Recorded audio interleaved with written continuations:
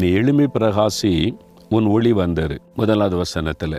அப்போது தேவன் வெளிச்சமாக இருக்கிறார், ஒளியாக இருக்கிறார். இயேசுடைய வெளிச்சம் நமக்குள்ளே வரும்போது நாம் அவருடைய வெளிச்சத்தினாலே பிரகாசிக்கிறோம், நாம் வெளிச்சம் வீசுகிறோம். அதுதான் தேவனுடைய விருப்பம். அப்போ அந்த வெளிச்சம் வரணுமானா நம்ம ஆண்டவரை அடிக்கடி சந்திக்கணும், அதிக நேரம் சந்திக்கணும். மோசே 40 நாட்கள் இரவும் பகலும் மலையில் தேவனோடு இருந்து அவரையே பார்த்து அவருடைய குரலை கேட்டுக்கொண்டு இருந்ததுனால அவருடைய முகம் பிரகாசித்தது. மற்றவங்க அவருடைய முகத்தை பார்க்க முடியல, அந்த அளவுக்கு பிரகாசம், ஒரு வெளிச்சம்.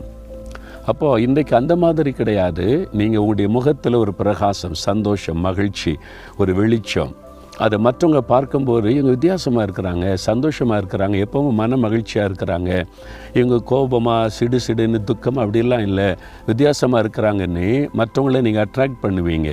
ஆண்டவர் சொல்கிறாரு, உன் வெளிச்சத்தின் இடத்திற்கு உங்கள் முகத்தில் அந்த வெளிச்சம் இருந்ததுன்னா, சந்தோஷம் என்கிற வெளிச்சம், அமைதி என்கிற வெளிச்சம், அந்த மகிழ்ச்சி என்கிற வெளிச்சம் இருந்ததுன்னா ஜாதிகள் உங்களிடத்தில் வருவாங்களாம்.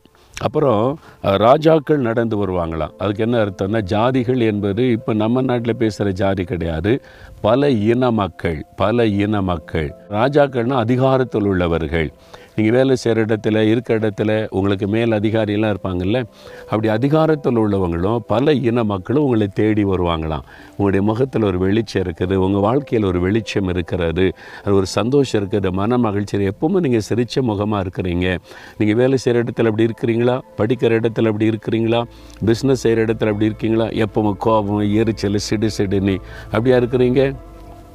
அதுக்காக இல்லை, நீங்கள் உங்களுடைய வாழ்க்கை பிரகாசிக்கணும், ஆண்டவருடைய வெளிச்சம் உங்களுடைய வாழ்க்கையில் பிரதிபலிக்கணும்.